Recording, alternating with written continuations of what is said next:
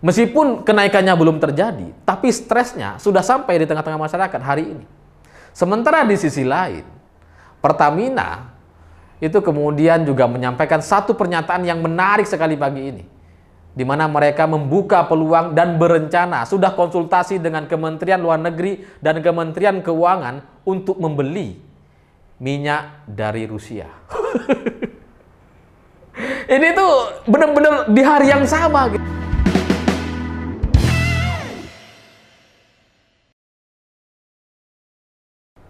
Selamat malam para mantan, selamat malam untuk semua cerita panjang yang pada akhirnya masih menyisakan banyak sekali pertanyaan. Perasaan-perasaan semacam itulah yang saya rasakan hari ini ketika membaca di hampir semua media mainstream yang ada di Indonesia itu memberitakan isu yang serupa, isu yang sama. Ada usulan kenaikan harga BBM di Indonesia menyesuaikan dengan harga kenaikan minyak dunia, menyesuaikan dengan harga ekonomi sesuai dengan perhitungan untung rugi Pertamina.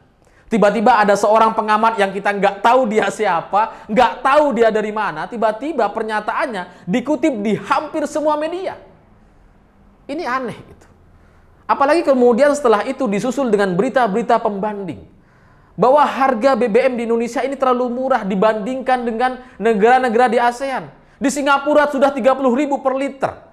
Di Filipina, Thailand, Myanmar, Laos, Kamboja sudah sekitar 19.000 sampai 20.000 per liter. Nah, di Indonesia masih 9.000. Tapi mereka, media-media kita tidak mencantumkan, semuanya seragam, sama-sama tidak mencantumkan Malaysia dan Brunei. Ya kalau Brunei oke lah, mereka negara yang banyak minyaknya gitu.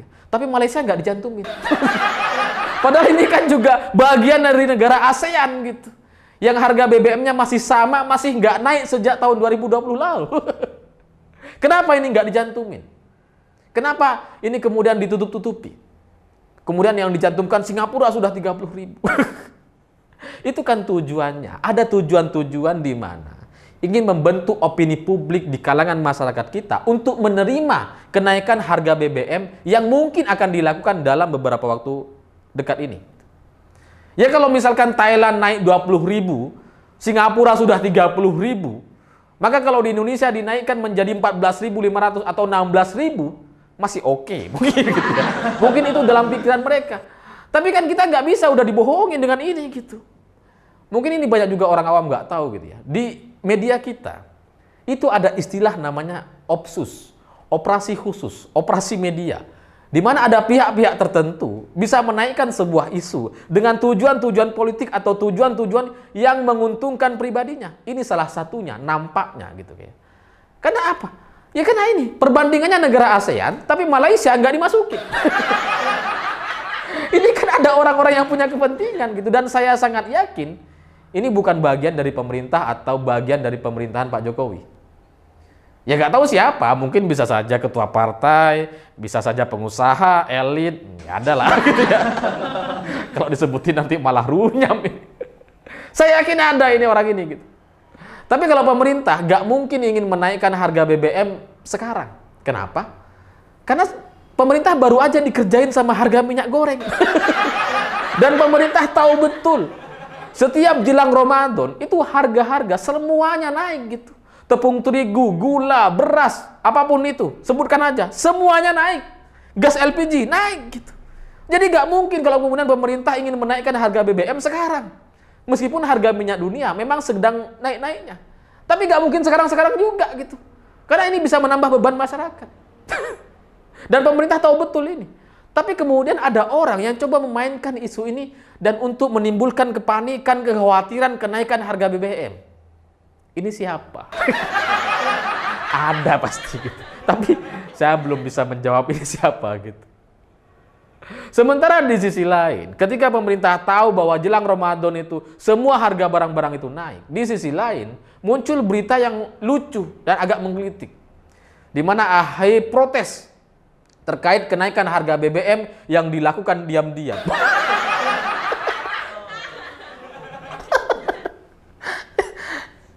Ya kalau kita gitu ya, kalau saya gitu ya, kita semua tahu bahwa harga barang-barang di Indonesia memang tidak pernah diumumkan secara terbuka.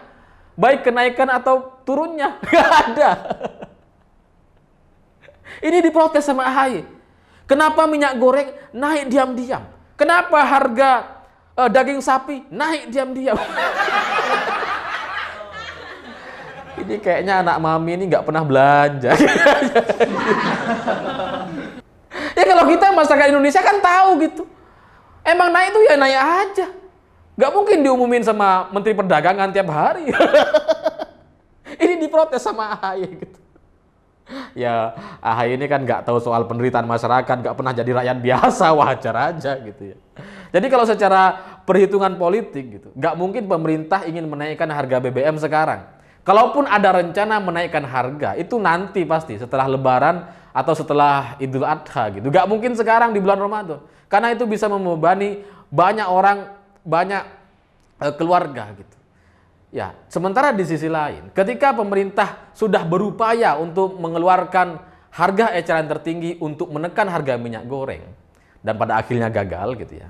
Untuk kasus BBM, ini kan berbeda. BBM benar-benar bisa dikendalikan oleh Pertamina. Jadi, ya gak mungkin lah kemudian pemerintah sekarang pengen menaikkan harga gitu. Lawang semua harga sedang naik, masa BBM mau dinaikin juga sih? Gak mungkin gitu. Nah, tapi sekali lagi, ada pihak-pihak atau ada orang yang ingin membuat kekacauan di tengah-tengah masyarakat, menimbulkan protes yang besar gitu, sehingga mencoba atau membuat isu untuk sebuah rencana kenaikan harga BBM menjelang bulan Ramadan. Saya nggak tahu ini tujuannya apa, tapi jelas-jelas ini buruk-buruk sekali gitu. Karena orang ini orang pinter pasti pinter gitu. Kenapa? Karena harga minyak dunia itu kan harganya fluktuatif. Memang kemarin naik, tapi sekarang udah turun sedikit, turun 6%. Dan yang namanya harga komoditas global seperti minyak ini gitu ya, itu kan setiap hari bisa naik turun. Nggak mungkin kemudian di Indonesia diterapkan setiap hari harga BBM di Pertamina itu dinaik turunkan tiap hari. Besok 16.000, sekarang kemudian menjadi masih 15.000, nggak mungkin gitu. Tapi mereka tetap coba memainkan isu-isu ini gitu untuk membuat keraguan atau kekecewaan di tengah-tengah masyarakat atau kekhawatiran gitu. Meskipun kenaikannya belum terjadi, tapi stresnya sudah sampai di tengah-tengah masyarakat hari ini. Sementara di sisi lain, Pertamina itu kemudian juga menyampaikan satu pernyataan yang menarik sekali pagi ini, di mana mereka membuka peluang dan berencana sudah konsultasi dengan Kementerian Luar Negeri dan Kementerian Keuangan untuk membeli minyak dari Rusia. Ini tuh benar-benar di hari yang sama gitu. Saya nggak tahu ini apakah ada kaitannya dengan pengimpor atau pemasok-pemasok minyak yang punya hubungan dengan Amerika dan sebagainya, atau seperti apa gitu. Karena konsekuensi kalau kita mengimpor minyak dari Rusia, itu kan harganya jadi lebih murah, jauh-jauh lebih murah gitu. Karena negara-negara Eropa dan Amerika itu menolak pembelian minyak dari Rusia, sehingga Rusia kemudian mengobral minyaknya semurah mungkin, dan itu kemudian menarik perhatian Cina, India, dan sekarang Indonesia. Nah, pertanyaannya, apakah dua hal ini ada kaitannya gitu? Karena kalau ini dilakukan sama pemerintah Indonesia dan kemudian terjadi, saya yakin habis ini beritanya akan sangat besar sekali soal Rusia ini gitu ya. Kemudian muncul bahwa kita dapat harga minyak murah dari Rusia. Tapi kalau kemudian di lapangan ada kenaikan harga BBM, ini kan semakin menimbulkan kekecewaan. Ini kan lucu gitu. Kamu dapat harga murah dari Rusia, kenapa harga BBM di Indonesia malah dinaikin? Kan pasti timbul pertanyaan dan protes besar-besaran gitu. Nah, untuk orang-orang yang punya kepentingan di Bali ini, saya nggak ngerti apa tujuan akhirnya gitu. Tapi ya pasti kalau bukan soal cuan jelang 2024, mengumpulkan apa namanya pundi-pundi untuk maju dan berkontestasi di pemilu gitu. Ya niat lainnya ya buat kekacauan aja. Biar demo-demo terjadi gitu. Karena setahu saya dulu di periode pertama itu sempat bertemu dengan Menteri SDM dan Wakil Menteri SDM gitu ya. Dan beliau juga sempat cerita soal fenomena atau keputusan-keputusan yang harus diambil yang cukup berat ketika menyangkut harga BBM di Indonesia. Kata beliau gitu ya, harga BBM di Indonesia itu masih cenderung sangat bisa dikendalikan.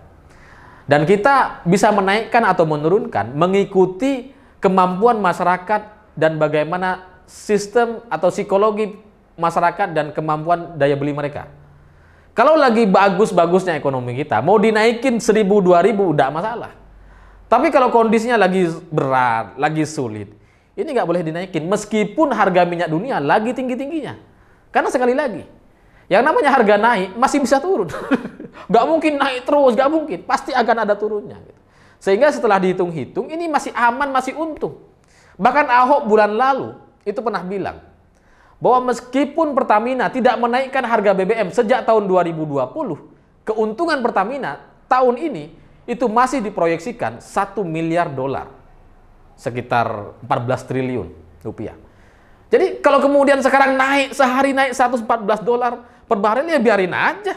Bulan depan juga turun kok gitu. Dan ujung-ujungnya masih untung gitu.